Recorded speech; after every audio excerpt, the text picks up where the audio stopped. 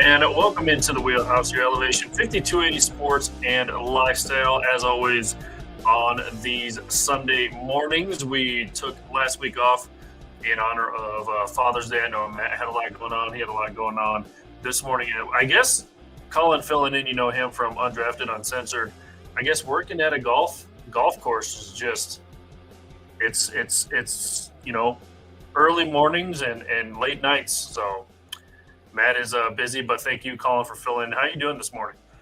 Man, I'm good. I'm ready for some baseball this afternoon. Hopefully continuing my my hot streak that finally got started last week.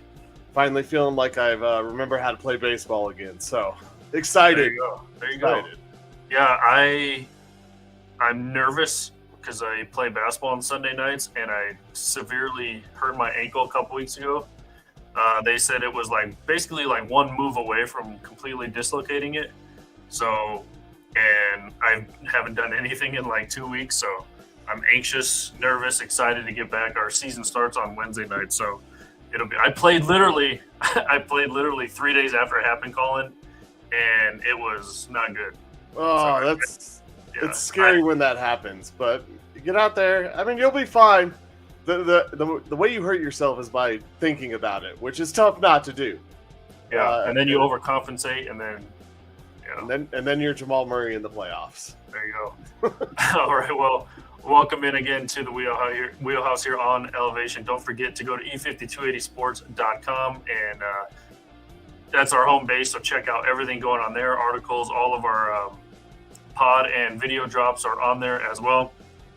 Check out Pro Wrestling Daily. Andre does a good job. Monday through Thursday, he releases those. So that is right on the front page. And don't forget to go to Audio Vault, Video Vault. Also, subscribe to our YouTube and Spotify channels so you know when the latest episodes drop. And always go to all of our socials, Facebook, Instagram, X, and all those as well.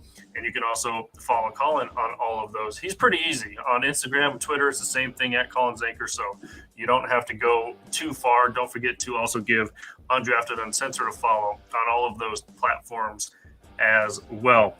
As we're giving those out, I want to give a huge thank you to everyone at Elevation 5280, all the fans who helped us. Facebook had some new rules pop up, and everyone came out in huge support to get us to make sure we could stream live on Facebook again. So much appreciated to you, Michael, everyone at 5280, and everyone who watches, man. It's a big deal.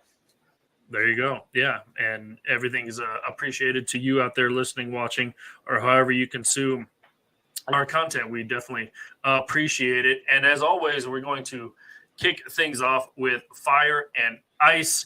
And if you're new to the program, shame on you. But if you are, it's kind of a who's hot, who's not type of thing. It usually consumes our entire show. We give a list of 3 topics, 3 fire, 3 ice. So sit back and enjoy. It's now time for fire. Give me fuel, give me fire, give me that which I desire. Ooh. On fire. I'm the only one a burning desire.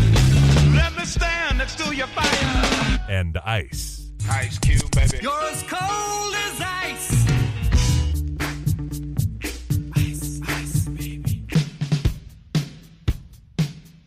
All right, Colin, since you are the guest, I'm going to let you pick which one we start with this morning, fire or ice.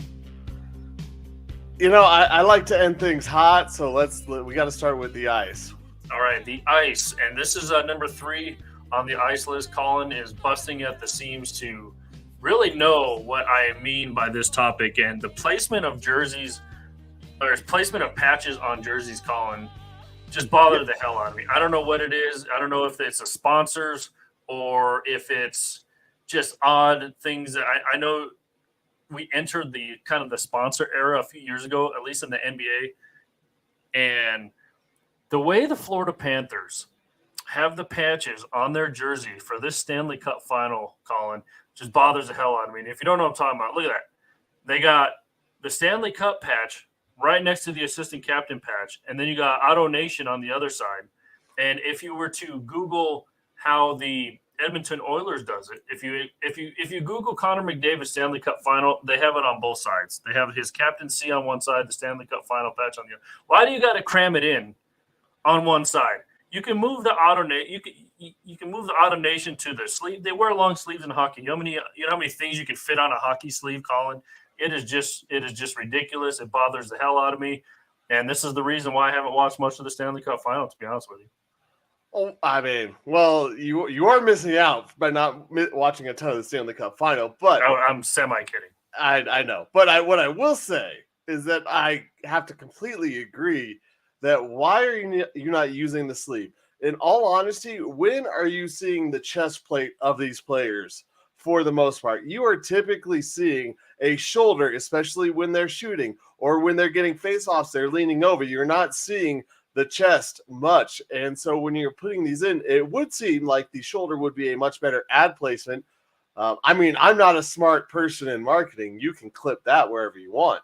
But I would think that the shoulder would be a much better placement because you would get a lot more view and it's a lot less cluttered. Like you said, we did come into the ad placement a few years ago with the NBA, and we've seen this, especially with international soccer. Do you even know who some of these teams are anymore? Like who these soccer teams are? They have so many sponsors all over their jerseys. They're basically a corporation's team, which I know they are in a lot of ways anyways, but now it's just a corporation's names, a bunch of them all over the jerseys, it feels like. And it started with soccer, especially international soccer, a bunch of years ago. Yeah, and it also is a big place, and we'll get to it here on our fire list. It's also a big place for the WNBA. If you looked at any of their jerseys, it also kind of looks like a soccer jersey with all of it. Google, by the way, like 10 years ago, the Indiana Fever jersey, it doesn't even say Fever on it. They had literally a little patch in the corner that said Fever. The rest of their front of their, and I get it, they're trying to get as many sponsors. But if you were wondering the flip side of the coin, Colin, here's Connor McDavid in the Edmonton. See, nice placement. Yeah. And even they got, look at all that room on the shoulder. Look at all of it. It's clean. Yeah. And you go back to here's Kachuk. They don't have much room like on the shoulder or down that first part of the bicep area, but there's still enough room there. And I like Florida's uniforms. They're cool. They got the Florida flag on the side, whatever. But I don't know. Just these patches they're just adding to the jerseys, bothering the heck out of me. I mean, I guess the Florida one. I don't know what the other arm looks like. That left arm has a lot going on, but maybe you go with the right arm has the same. The right arm has the same. Okay, it is matching. Yeah, they do have a lot there. I was just thinking kind of most jerseys, they don't have that much on the shoulder, so there is a lot more space. Maybe that is why the teams are putting them on the chest plate, because it's maybe not shown as much.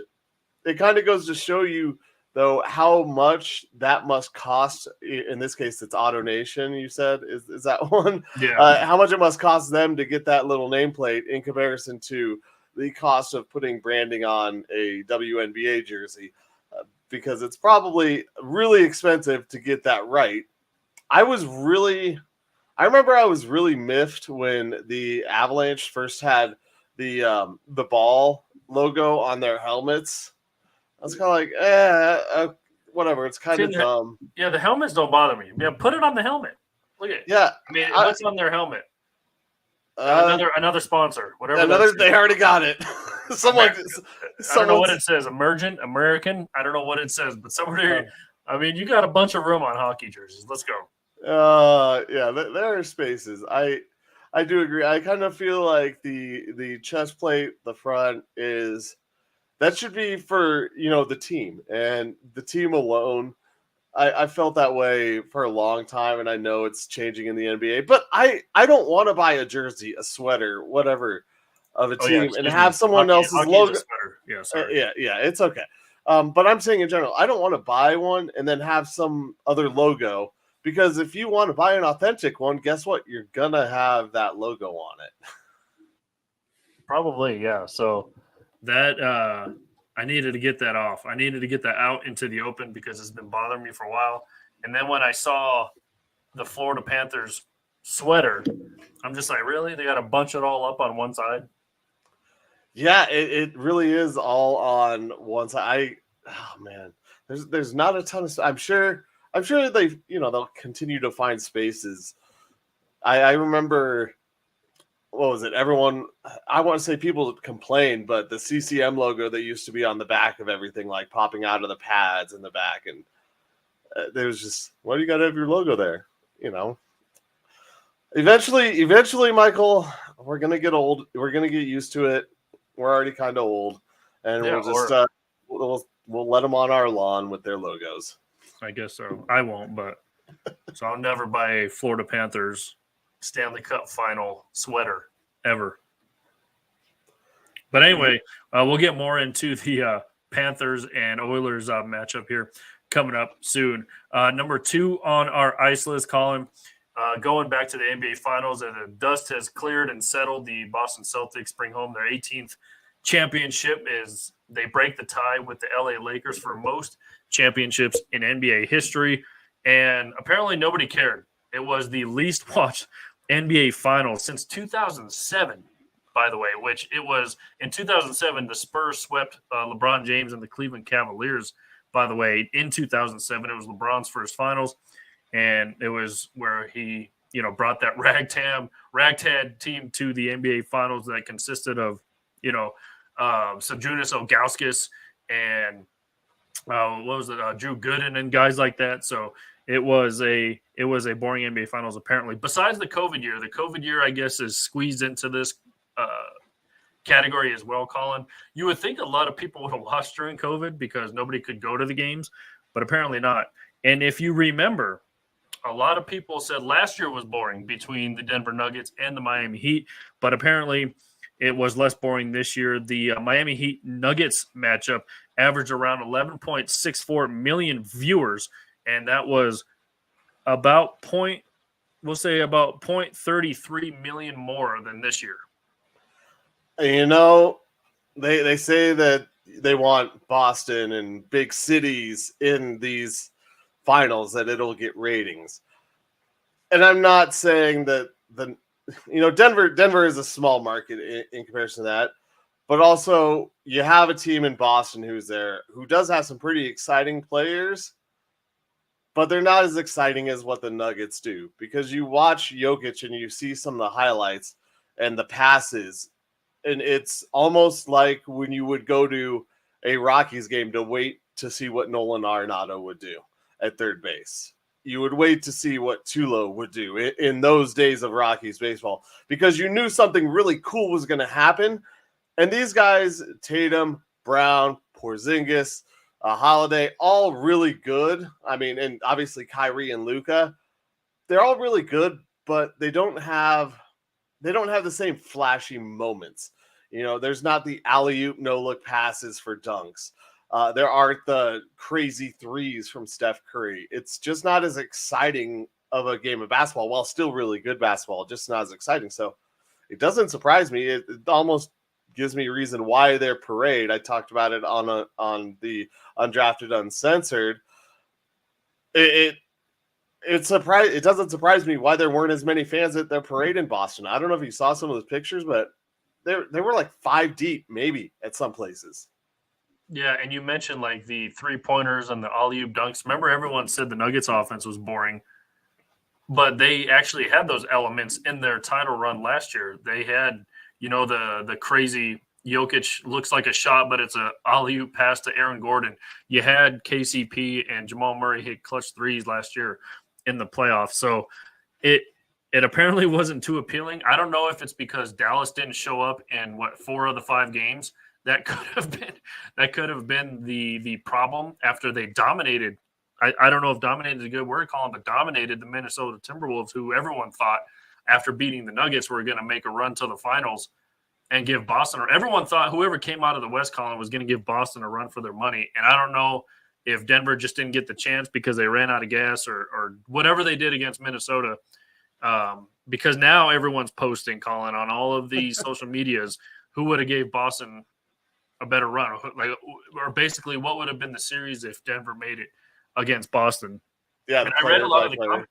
Yeah, and I read a lot of the comments, and everyone's picking like Nuggets in 5, Nuggets in 6.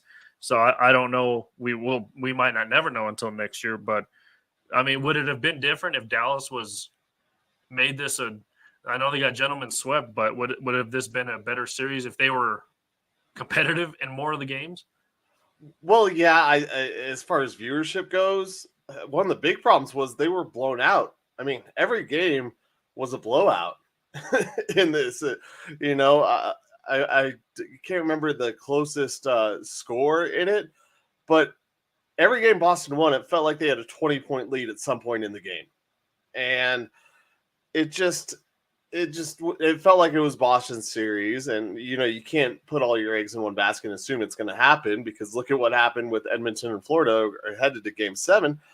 But it felt like Boston's series. And when you talk about the West, I don't know. I told this story when I on the Undrafted after I got back. I went to Minneapolis. I went to Minnesota a week and a half, 2 weeks ago now, to watch the Rockies play the Twins. When I got there, there was a big Minnesota mural on the side of a building. Playoffs were still going on, and it was just getting ready to go to the finals. I was in Minnesota for less than 48 hours, and it was after Minnesota was obviously out of the playoffs. That mural was painted over. I walked back, I'm like, am I in the same place? Because it was huge on the side of a brick building. Let's just say they moved on in Minnesota very quickly from the Timberwolves after they lost. And this is right outside of the Target Center where they play.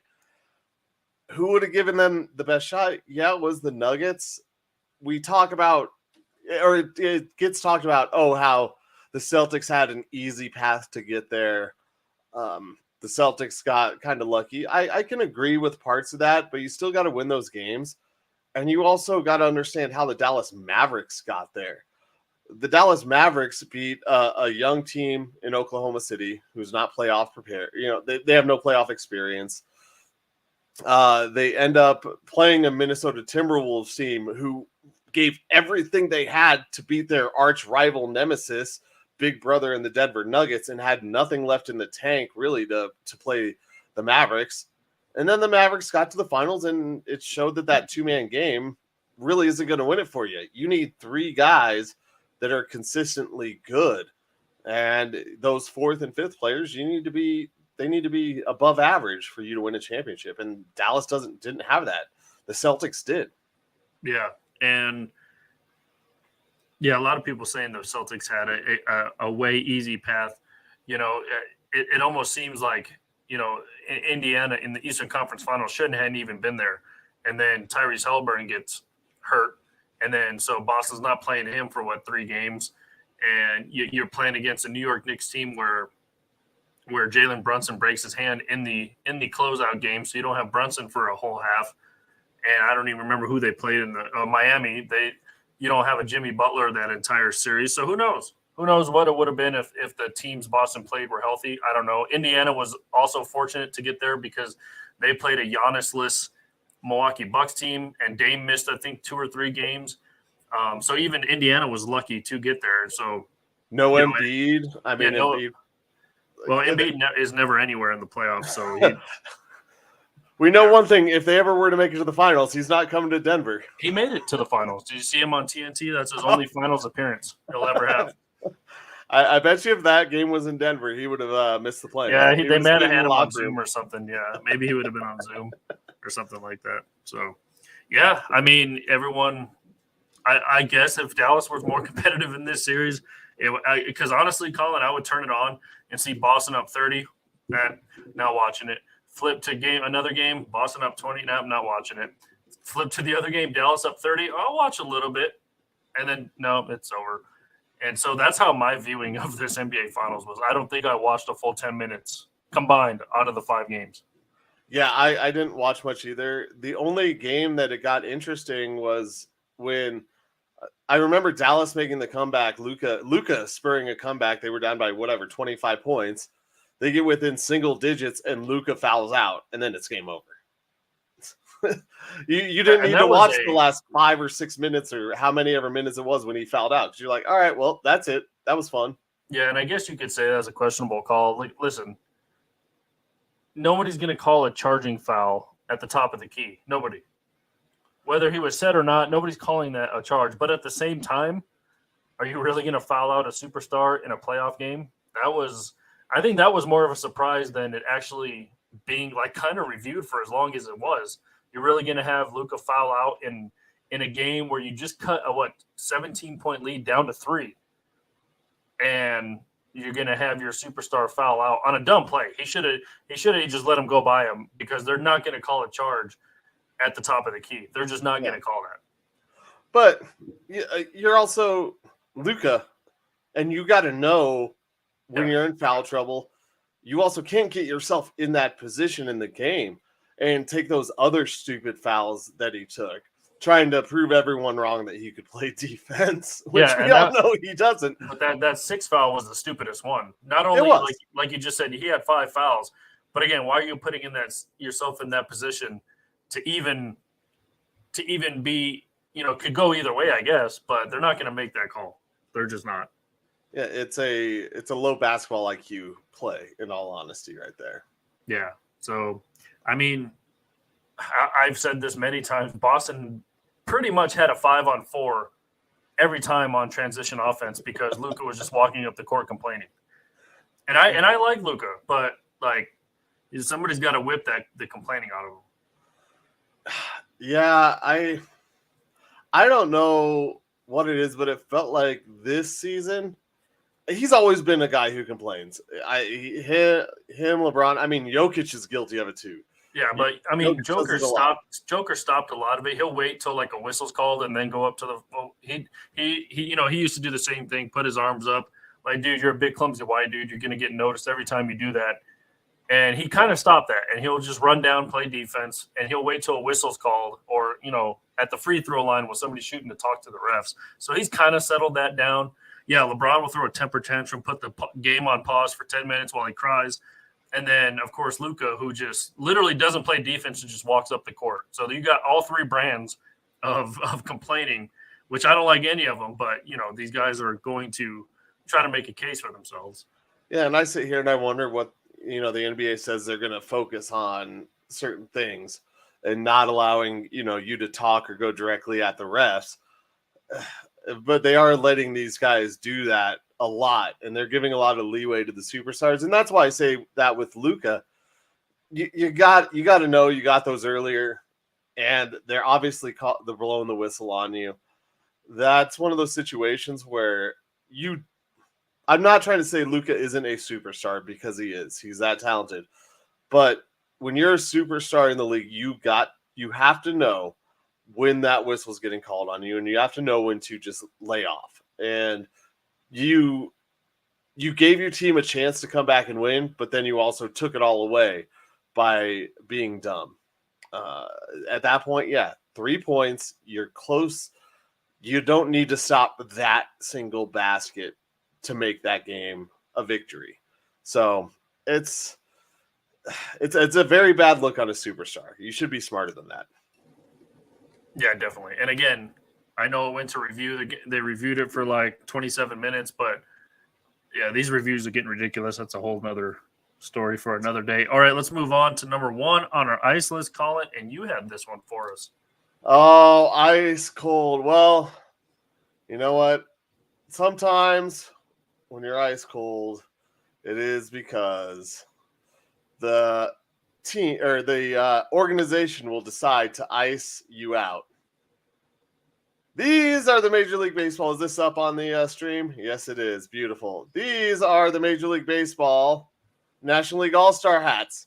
Not really a fan of them, but if you look, where are they playing this year? Where's the All-Star game at?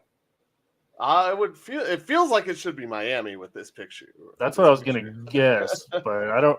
Actually, it looks like Texas. It looks like Texas. I was going to say, because sometimes the hats and uniforms will kind of reflect what city they're in, but I don't know what this is. But if you look closely here, 4, 8, 12, 14. We're missing somebody. The Colorado Rockies got iced out of the All-Star hat reveal. They are so bad they couldn't put their hat in the All-Star reveal and get any respect. Why would you, though? Do they? I mean, I know you have to. It is in Texas. I know you have to send at least one guy to the All-Star game, but if it was anybody's choice, they wouldn't really have an All-Star on the team. Yeah, the American League has it. American League has everybody. You are missing the Rockies. I'm kind of there's the Texas Star on the left-hand side of the American League one. I mean, that could have been any kind of star because it's an all-star game. Oh, that's true. I didn't even notice it on the National League ones, to be honest. That could be for anything though. But these are not. This does not reflect the city of Texas. What is it like? Just teal, blue, and orange? Yeah, that's what it looks like. And then the patch on this left side, right here, looks like the state of Texas. Yeah, it is the logo of Texas. That's about it. Yeah, I'm not quite sure. You know, these are not hitting the mark. It's been a while since there's been all-star unis that I've liked. I just noticed this comment on the right side. I don't know if you can read it. It's by that Adam dude. It's yeah, like, the Rockies so bad they don't get one. Yep, and our friend Nick Arch had the top comment for a while on this too. Yes, it's they are so bad they didn't get one. So yes, the Rockies get iced out of the hat reveal for the All-Stars because you're right, they don't deserve an All-Star. See, there you go, top fan. Colorado Rockies so bad they aren't even on here. There you go, Nick. But that is when I sit there and look at that and the Rockies getting iced out of the All-Star hat reveal, which is really the only part of the uniforms that I think I see some All-Star unis cool, around, yeah. But the hats are the things that people buy. Was it last year? Game. Yeah, was it last year that Elias Diaz won MVP of the All-Star game? Oh, it was. See, because I actually liked those uniforms that they wore. A lot of people did not like those in Seattle, but I actually liked them because they kind of had that camo vibe going on. I kind of liked them. I might be from Colorado, but I don't like camo. I'm not that big of a fan. But I remember Diaz winning the MVP for sure because somebody decided to place a little MVP bet on him before that game happened, and that turned out to be 10 into $500. There you go. See, and you can't really tell on the screen, Colin, but this is my new USA hat for the Olympics this year, and it's got some camo in it. It's like dark blue and the black camo, but okay, I see it on the rim now that you mentioned. Oh, is it on the hat too? Oh, I see a little bit in that. I see it more on the brim, but yeah, and this is kind of what the jersey looked like, to be honest. It was like that dark blue with black. The All-Star. I didn't mind it last year. I wonder what the uniforms look like if the hats look like that for this year. You know what it looks like? It's going to be like a creamsicle just running around. Okay, you said creamsicle. I'm going to go back real quick. You know what I think? It looks like an Easter egg. It looks like an Easter egg. Yeah, like Easter. Yeah, they should be held in There you go. Look at this is the color right here. I didn't even realize I was holding the highlighter. Yes. Oh, that's how they colored it in. So I got both highlighters. There you go. Look at that. You got the American and National. You know what you should do? The official colors of the American and National League. Yeah, before the game, you should draw the one to pick the winner, and you should put some money on whichever highlighter you choose. There you go. Maybe we'll do that. All right, let's move on to the fire list. Colin, number 3 on our fire list. So I think I talked about this with Matt a couple weeks back, but let's face it, the WNBA is getting more viewers, more everything this year. And, a lot of these NBA rookies are going to take claim for, being part of one of the better rookie classes we've seen in a very long time in the W. But, a lot of the talk is toxic when it comes to Caitlin Clark, Angel Reese, stuff like that. But toxic talk, if you will, is good talk because it's either way, it's getting talked about when it comes to the WNBA. And of course, I was watching something on Instagram. It was this girl. She said she played basketball in high school. Wasn't good enough to play in college, but she played AAU ball, stuff like that. So she grew up as a female basketball player. Never watched a WNBA game, Colin, her entire life until this year. She says she hasn't missed an Indiana Fever game so far this year.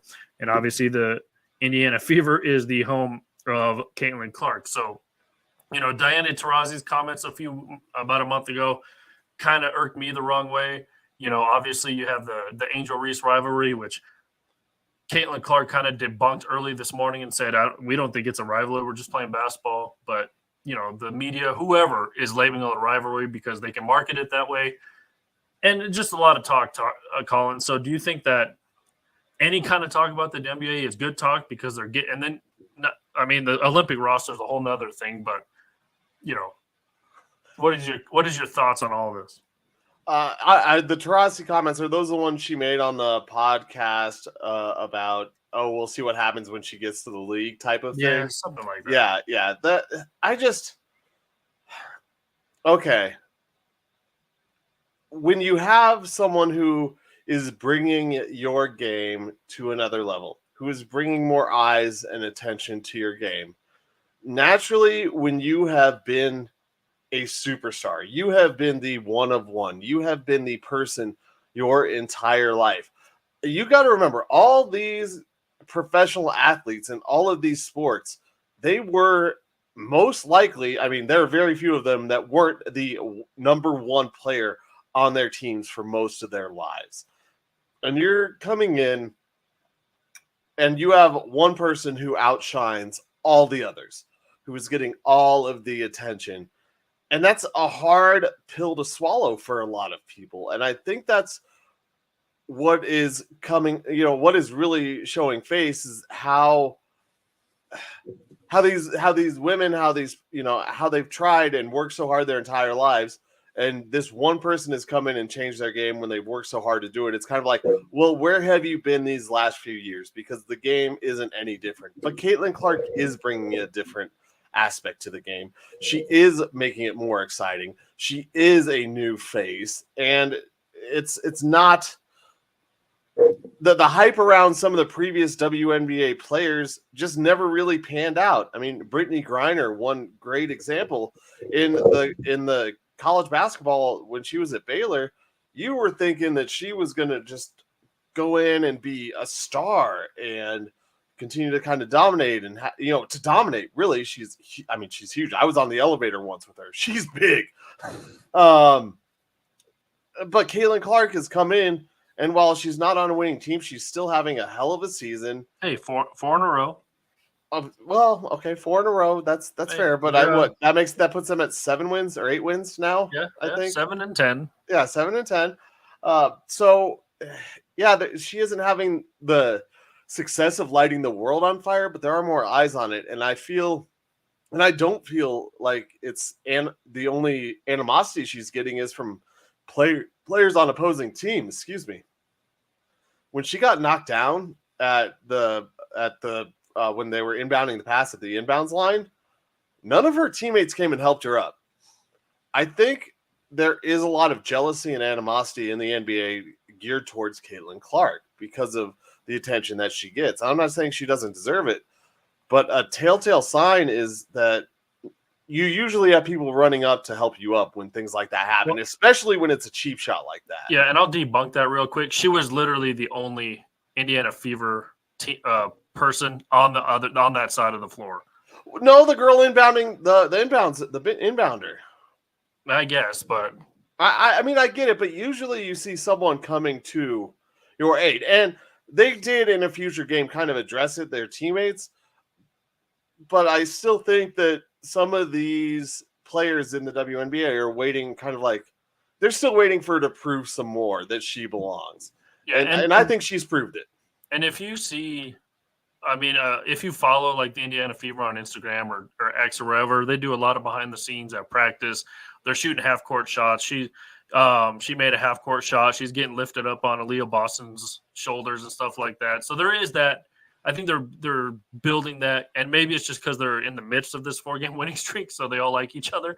But if they go on another 5-game losing streak, it might change. I don't know, but yeah, and it'll be interesting to see later today, Colin, because the Fever and the Sky rematch.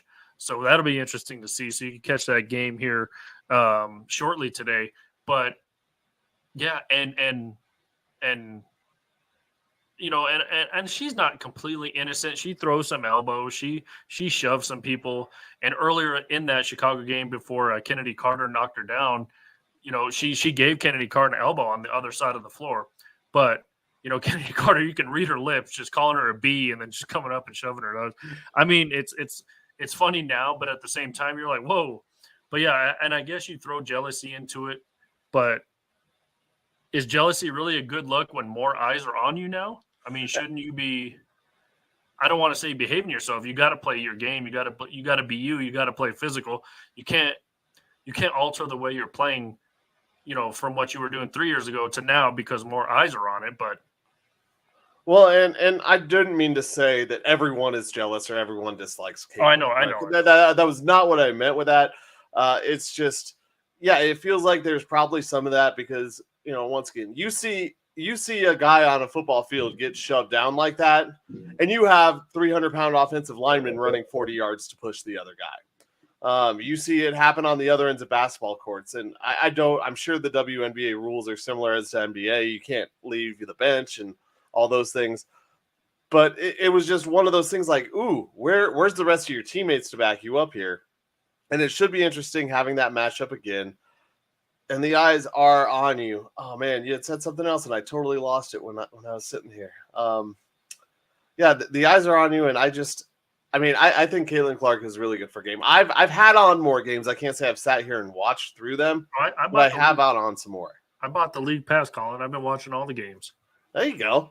Yeah, we make a WNBA bet every week. It's only $35 in the victory formation. So there's a weekly WNBA bet. This week it's the Mystics versus the Sky, which will be tipping off here in just a little bit later on today. So yeah. So and a little stat for you. This was last. Sky, excuse me. Mystics versus Dallas. The oh man, I don't have it, but yes. Well, whoever the Mystics are and playing. Dallas played yesterday. So was that your bet for yesterday? No, I'll pull it up. But anyway, this stat came last weekend, speaking of which, and of course they throw Caitlin Clark in a picture with Diana Taurasi. 17,337 average attendance NBA games with Caitlin Clark last weekend, not the weekend we're in now. And only, Colin, 7,008 average attendance at all other WNBA games last weekend. That's 10,000 more people going to games with Caitlin Clark. Yeah, Dallas Wings versus Mystics is the one tipping off today that we'll be watching that we have in our bet. Yeah. Caitlin Clark. So speaking of Washington and the Mystics, they had their arena, I want to say, holds about 4,000 people. But when Caitlin Clark came to town, they had to move up an arena because they sold 14,000 tickets for her game. So did the Las Vegas Aces earlier in the season. They play at Michelob Ultra Arena, and they had to move their game to T-Mobile Arena where the Vegas Golden Knights play because Caitlin Clark is in town. Here's another one. And those are the WNBA champs. Yeah, yeah. And yeah, I mean, Asia Wilson's incredible also, by the way. Yeah. The WNBA's Atlanta Dream, who typically plays in a small arena, 3,500-seat arena, they had to move their game, and this was Friday night. They had to move their game to where the Atlanta Hawks play. I don't know what it's called. And that game sold out and set a franchise record with 17,557 fans. That's awesome. I mean, I'm glad people are watching because I said it earlier. Everyone who makes it to the professional level of any sport, they've worked their ass off to get there. And it sucks to play in front of no fans. I mean, my men's adult league game that's going on here, I'm not saying I'm professional, but man, would I love to have fans in the stands cheering? Hell yeah, I would. Colin, we literally have 0 people at our basketball game. Not even a wife or a kid. No wife, no girl. I mean, I'd love to have people there, and it to have it go from 3,000 to 12,000, 13,000, 14,000. How can you not sit there and realize how good this is for you and your game? Yeah, you might be angry. It's not you that's bringing in all these eyes, but you know what? All these eyes are on you. I feel like Walker, Texas Ranger. Speaking of Texas, the eyes of the Ranger are upon you. But all these eyes are on you. They're watching. And that's not a bad thing. Oh, that's what I was going to say. the bad look. You don't want to have that bad look in the WNBA of just this fighting and this back and forth. You still want to watch basketball. Sorry to go back. When you had mentioned the push, it's just a bad look on the game, and the cheering and the celebration between Angel Reese when she came back to the bench. That's what will turn fans away. It's kind of like watching a blowout. It's like, well, are they going to play basketball, or is this going to be a shoving match? Because fundamentally, these women are really good in a lot of aspects of the game. It's not, like I said, it's obviously not the same as the NBA, but fundamentally they have the mid-range shot. They do have skills, and they do use basketball IQ in a lot of ways. So you're going to turn off some fans if it becomes shoving matches, is what I wanted to say earlier. But if you don't realize how good she is for your game, man, I don't know what's wrong with you. Yeah. And she's using a lot of these comments as fuel too, because Kennedy Carter said, well, I mean, besides threes, what else can she do? I think Friday night she had, I want to say like 5 or 6 layups where she just drove past everybody and laid it in. So I guess that's fueling her. And one more thing on this before we move on and get your reaction. Also, the whole Olympic team picking and leaving her off the roster. I get it. This is if you look at the USA roster, it's pretty stacked. It's with a bunch of women that, I think there was only 4 first time or something like that. I mean, this is only the first year that Sabrina Ionescu has made the team, and she's been good for the last 4 or 5 years in the WNBA. She hasn't been in college for almost 6 years, and this is her first time on the roster. I think I want to see Kelsey Plum's first time on the roster. I want to say that. I'm not 100% sure on that, but I mean, Kelsey Plum has been good in the WNBA for the last 6 years. So there's a lot of women, Colin, who have been in the W who have never even set foot on an Olympic court. So, and she's going to say all the right things, Colin. It's motivation. I gotta bide my time. This roster's too good. And what I heard, Colin, is that, and I don't know if circus is the right word, because she's going to bring a media circus to Paris. I mean, there's no way if, ands, or buts around it. She's going to bring a circus to Paris. And I don't know if the Olympic roster or the Olympic team or whoever wants to deal with that. I don't know if that's the right terminology I should be using. But there's going to be a lot of eyes watching those women's games, Colin, without her getting a lot of playing time. Well, yeah, so the roster is made up of 8 WNBA champions, 3 of them, 3 MVPs of the WNBA, and 5 WNBA Rookies of the Year. This is where I come into the issue. 5 WNBA Rookies of the Year. Is the WNBA Rookie of the Year going to be anybody but Caitlin Clark? I mean, and shout out to Cameron Brink. She just tore her ACL a couple of days ago, which absolutely sucks. She was having a marvelous rookie season as well. And she was a lot of people's top, I guess, power rankings for rookies this season. She was on the top ahead of Caitlin Clark, and it was a shame that she went down. But this is going to sound bad, but with Cameron Brink out of the way, it kind of boosts Caitlin Clark up to the top now. Yeah, you're right. And that was her second. Was that an after effect of the injury? Because she was also injured. She was out for another week earlier, I want to say, a few weeks ago. I don't know if that was a result of that injury, but I thought she had missed some time earlier too, did Brink. Not that I know, but side note, now she's not going to be able to compete in the USA 3-on-3 Olympic team. So, and so I was it's like you have the 3-on-3. It stinks because the media circus that's going to happen. But you got to realize also that you haven't been relevant, and this is really your time to shine. And I can understand it both ways, but my biggest issue is that the coach of the Olympic team is the Minnesota Lynx, the Minnesota Lynx head coach, and she came out before the season even started. And I don't know if you remember this, but this was when the whole Taurasi podcasting happened. And there was a WNBA branding kind of thing that had 4 different players, and one of them was Caitlin Clark. And the coach on there commented on the tweet, the W is more than one person. This is before the season started. This is before anything else. And this is on a banner, on a tweet from the WNBA that had multiple stars on it. So you knew, if you saw the writing on the wall, that the Lynx head coach was going to be the coach of the Olympic team, that Clark wasn't going to make it. She's just not going to be a fan of hers. She didn't like her. She doesn't like the idea of her being around. And I think it stinks for Caitlin Clark, because I do think that, yeah, it's a stacked team, but I think she deserves to be there, even though some of these other people might have some more accomplishments on their radar. You're the WNBA.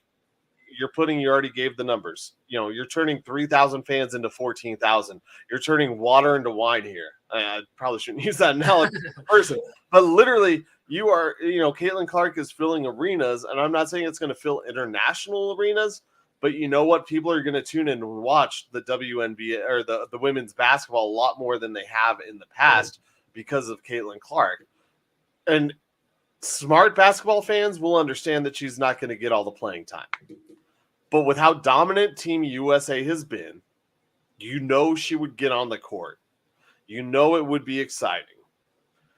And if the Team USA somehow doesn't manage to do well, and they lose a game by a 3 at the end of the game, what's going to happen? Yeah, why isn't she playing? Like, why is your best 3-point shooter not playing? Yeah. Or one of the best? And I don't think it's going to happen. I don't think it'll come to that. But, oh my goodness. I mean, God forbid that happens. And then the coach's tweet comes back up and says, well, that 1-3 would have made a difference. Yeah. And before I get into that not one person jive, can you imagine if she was somehow put on the roster? Maybe she won't get that much playing time.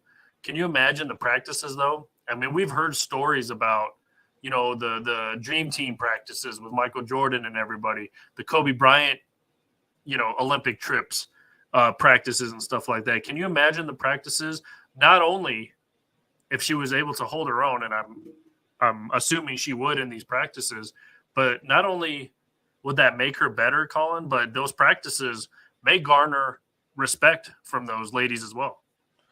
Yeah, because she's taken a hit and gotten back up. And you're right. Those Team USA practices are going to be much more difficult and physical than anything she goes through in her practices. And you know why they're going to be more physical? Because that's how European teams play. They're more physical.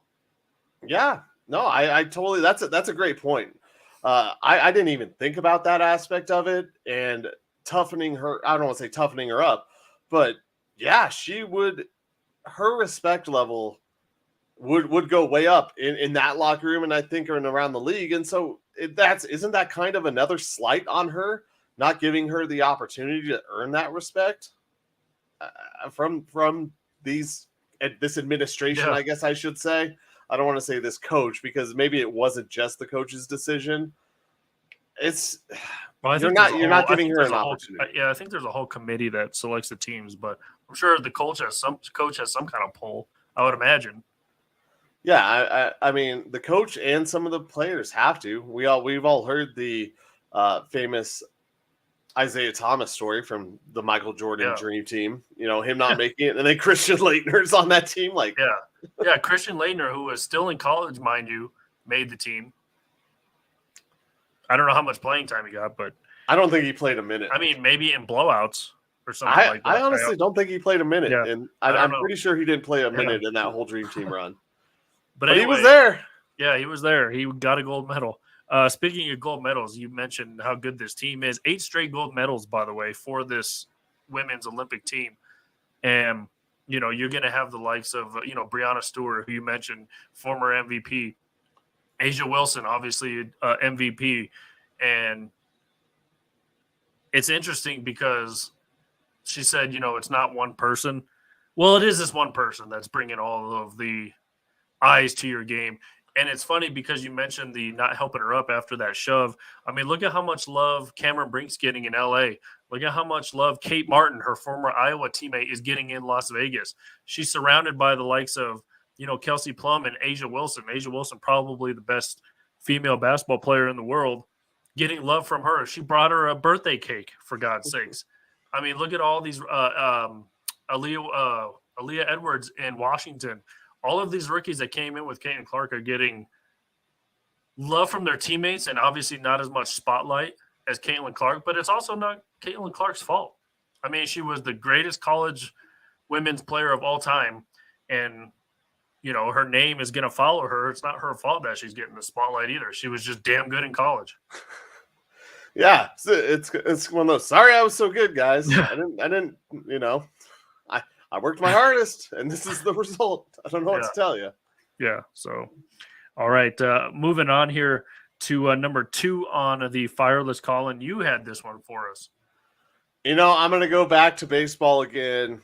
And as an honorable mention in number 2, I'm going to say Ezekiel Tovar. I have to eat my words. I was totally wrong. He is on fire. He has had a hell of a season.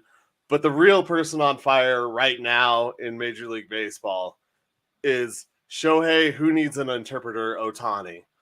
In his last 5 games, he's 10 for 20, 7 runs scored, 5 walks, 3 home runs, 9 RBIs, 3 doubles, and only 2 strikeouts. Shohei Ohtani is earning every penny of his contract in LA. I hate it as a Rockies fan because the Dodgers kicked that can down the road so far that Bobby Bonilla is jealous of the can. It is the most unbelievable thing the Dodgers have been able to do. But Shohei Ohtani, I think this is just showing how, he is so talented, and he's not even pitching this year. He is an MVP consideration, of course. He's a number 2 in home runs in all of Major League Baseball. And he's on his way to catching up to Aaron Judge. Aaron Judge is day to day, and I'm sure Ohtani will miss some time. But Aaron Judge, I think, is 3 home runs ahead of him at the current moment. Which and Aaron Judge just announced too he's not going to participate in the home run derby. Oh, okay. Is that kind of like Kobe and LeBron saying I'm not doing the dunk contest, and then you wonder why nobody watches it? Yeah, it really is. But I think that the home run derby is different than the dunk contest. Well, I'm not saying nobody doesn't watch the home run derby. Yeah, but I'm saying no. You wonder why the All-Star ratings for NBA is absolute crap. Oh yeah. Well, that's and it's funny that you bring up the home run derby and the dunk contest because if you think about it, they're almost like the same thing for their respective sport. Yeah, everyone's done every single dunk, and now people are just sick of it. There's only one way to hit a home run, Colin, and people love it. Yeah, and I think chicks dig the long ball. Chicks dig the long ball. Oh man, I roped a double to left center field last week that had people saying "ooh." The 2 fans and the 2 fans of my team. I hit it freaking. It was. I'm back in midseason form, my friend. But back to the man who can actually hit dongs. You're right. The home run derby. The thing is with the NBA, you only have a limited or a certain number of guys who can do some of these things. In Major League Baseball, a lot of these guys can hit bombs. That's why the home run derby continues to get views while the Major League or the NBA All-Star Game doesn't, because these guys are actually able to accomplish great things in their faces that you want to see and know. In the NBA, you don't get the star power, but Shohei Ohtani he is on fire. The Dodgers, it looks like it's going to be a Dodgers and Yankees World Series, and it's still early. It's still April. It's still April. It's still June. So there's a lot of season left, but man, it's going to be an East-West matchup, it looks like. And I'm excited. I'm excited for Shohei Ohtani to be on a team that's competitive. As much as I don't like the Dodgers, what I do like seeing is great players being in the biggest moments in sports. Part of the reason why I don't like Caitlin Clark being left off of the Olympic roster. I like great players playing in big moments on the biggest stages. That's what you always dream of and want. And so for Shohei to be out there doing what he's doing right now, at least in the last 5 games, I think, I mean, that is one of the most fire things you can do. He's hitting 500. Yeah, it's unreal. that's crazy. And he just hit a home run against his former team. Was it yesterday, the day before, whatever it was? And before that, he was here in Coors Field. So, that might have helped with his average a little bit. yeah. Yeah, it was the day before, that he hit it against the Angels, correct. Yeah, so good old Shohei. All right, number 1 on our fire list, the two greatest words in all of sports, obviously, is Game 7. The Edmonton Oilers and the Hockey Jesus will travel all the way back to Sunrise, Florida, to hopefully, it will end this series, but obviously Florida started the series off with a 3-0 lead, and obviously the Oilers have battled back to tie this series at 3 games apiece. I think the record and I thought I screenshotted, but I didn't, but there's only been 4 teams, Colin, in NHL history to come back from a 3-0 lead to win a series. I think it's 0 in the NBA. Nobody's ever come back from a 3-0 lead, and I think it's 7 in baseball who have come back from a 3-0 lead. In the playoffs, you mean? In the playoffs, yeah. Yeah. So there's only 4 teams in the NHL to ever do it. I was going to say, I know one was the LA Kings. Yeah, and that was in 2016. It was a while. It was in between. Yeah, it was in between because them and the Blackhawks were trading off for those 6 years. Yeah. It was in between one of the Blackhawks runs. But yeah, I mean, only 4 teams have done it. Edmonton obviously has the talent to do it. I have been pretty boisterous on these airwaves, Colin, that I do not want to see Connor McDavid win a Stanley Cup, but it might happen. I want to see Florida take this home, but if they lose, this might be one of, if not the greatest choke jobs in sports history. Choke jobs, you could say they pooped their big boy pants. I thought this was all over. I mentioned this also on yesterday's Undrafted show. Barbovsky, after game 2 or game 3, he made some comments about the goaltending in Edmonton and how they were giving up easy goals and throwing a lot of shade at the Oilers. You can't do that. You can't do that. What did Jimmy Butler say last year? Don't give us one. Yeah. He gave them some bulletin board material, and when you don't want to give a team, granted, you're up 3-0, you think it's over, the likelihood is that it is, but you don't want to give them anything. And when you're the goaltender, you have to be the guy who is just steady as a rock. We saw it happen with Binnington against the Avalanche and how the Avalanche shook Binnington. It was over. It was over once that happened. And once they got to Barbovsky, I don't like it, but I think I don't want Edmonton to win it also. And I'm cheering for Florida. I'm picking Florida to win. But there is a feeling that Edmonton is just, they're on a roll and they figured Barbovsky out. And it might just be another 5-1 game, and Edmonton will be celebrating as far away from Edmonton as they can with a Stanley Cup trophy. Yeah, did you see that this was the most traveled Stanley Cup final in history? It's 3,000 miles between Sunrise, Florida, and Edmonton, Alberta, Canada. 3,000. I didn't know. Can you imagine the fuel that they're fueling these planes with? Yeah, I mean, you're going basically from. Yeah, basically the west coast of Canada, I guess you could say, or all the way down to almost the southern point of Florida. And they're not totally in Miami. It's like, I've been there, Colin. It's like I want to say it's like an hour and a half, like northeast of Miami, or northwest of Miami. Yeah. So, I mean, you're almost down to the southernmost southern point of Florida.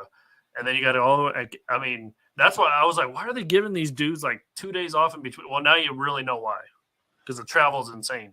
Yeah, that flight itself has to be.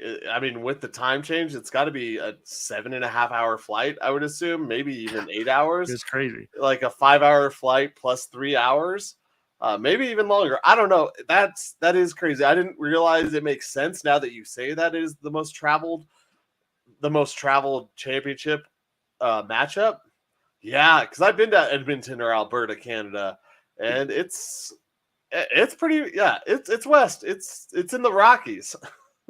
Yeah, we're in the Rockies. So yeah, I mean it is crazy to think. And I was like, man, why are they playing on Thursday and then not till Monday? But now it all makes sense. But Yeah, could you imagine playing every other day and flying that much in this series? How much that would mess with your clock so bad. Yeah. And I mean, I guess at the same token, they were given 2 days off for the NBA Finals as well. Obviously, Boston to Dallas is far, but not as far. I mean, you're only really going to the middle south of the United States. You're really not. If it was like Boston and again, Lakers, that's pretty far. Yeah, that is. But it felt like, I guess it felt like for the NBA, they still moved it around because they weren't all. Was it all prime time? I don't know. It didn't feel like 2 days for the NBA. It felt like it's definitely a few days extra for the NHL playoffs. Yeah, well, I think it was a day in between, the first 4 games because obviously you played 2 games here, 2 games there. Yeah. I think there were only a day in between those, but then once the travel starts, they extend it. Yeah. So you got Florida winning it all? I don't know. I hope they do. I wouldn't be surprised if, like you said, Edmonton wins like 7-2 or something like that. Yeah. Because I mean, is it just me or just like every sports social media, every sports outlet, whatever there is, it just seems like they just want Edmonton because I think it was 94 was the last time a Canada team won the Stanley Cup. Yeah. And it was the Montreal Canadiens with Patrick Waugh. So I want to say that was the last time they've touched the Stanley Cup. It's been forever. Everybody wants the other hockey Jesus and Austin Matthews and Toronto to win, but they choked once again this playoffs. I'm just hoping Edmonton doesn't win it. And nothing against Canada. I just like McKinnon better. Sorry. Yeah, me too. But yeah, I think that is the thing. People want Canada to have just like everyone wanted Boston. They left poor little Dallas out of the conversation. And nobody watched that series anyway. Dallas didn't deserve to be there. But they made it. They made it. And I'm not a sore loser Nuggets fan at all. No. We understand we have to get better. Yeah. Oh, that's a conversation for another day, how the Nuggets are going to get better. Woo, yeah, they got to come be a up long with, off season.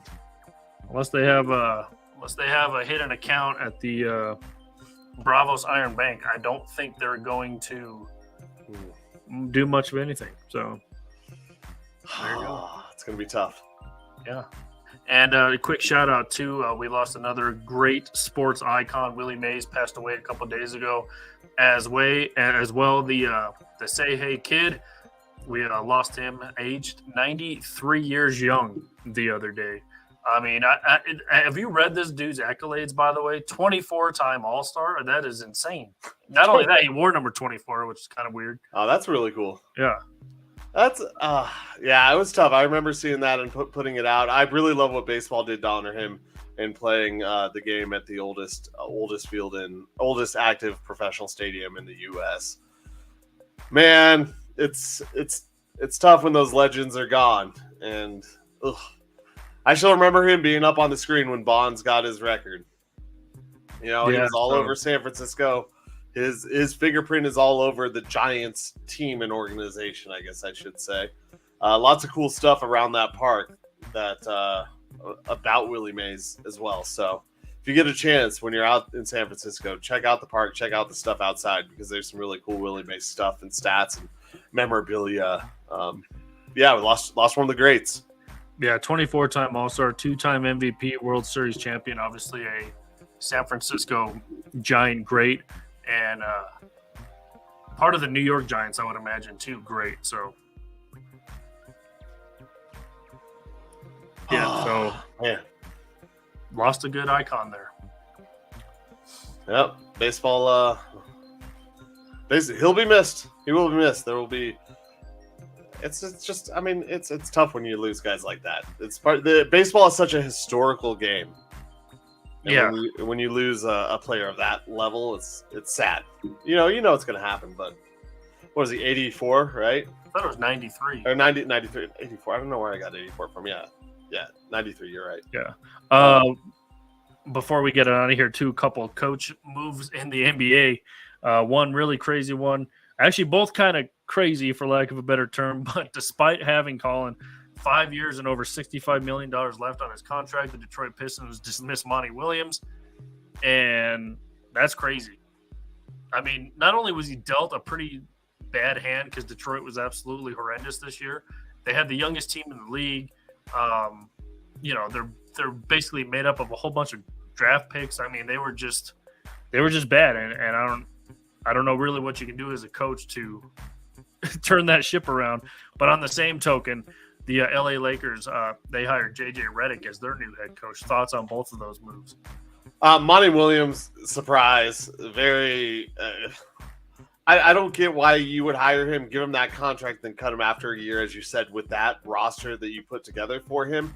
At least give him a chance. I think there is some talent in Detroit.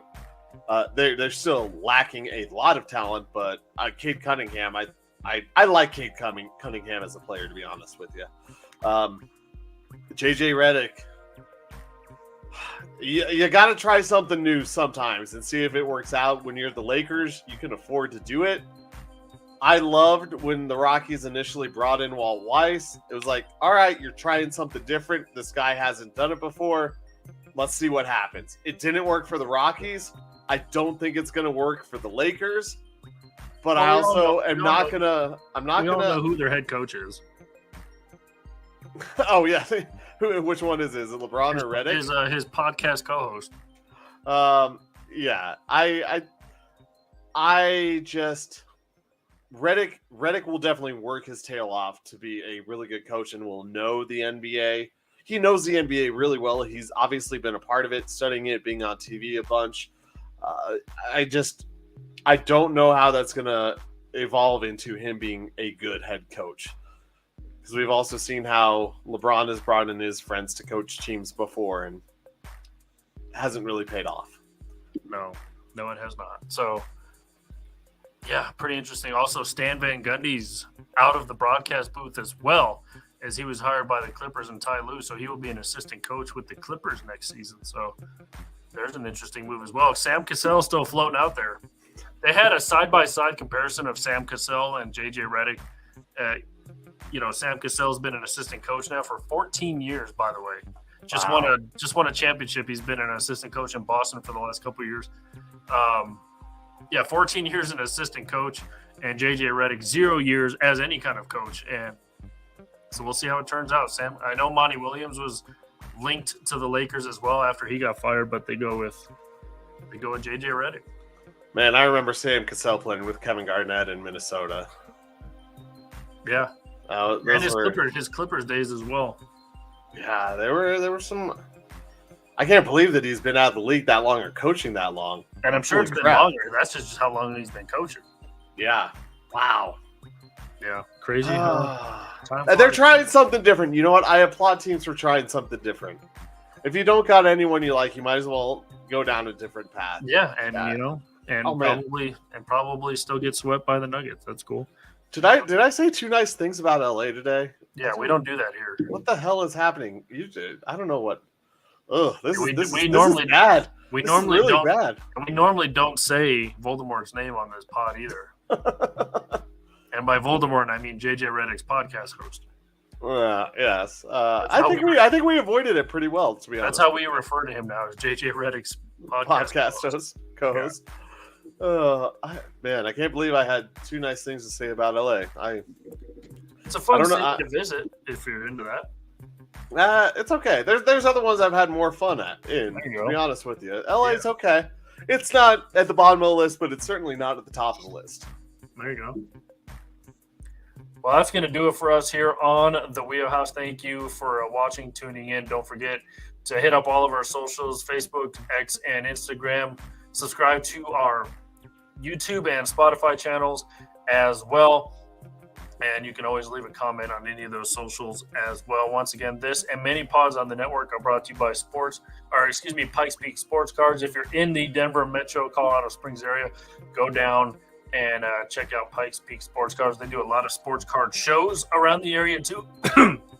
There's a big Denver sports card convention coming up, and they're going to have a couple tables at that as well. So go and check them out on Facebook and all of their socials as well. Colin, any more quick thoughts before we get out of here?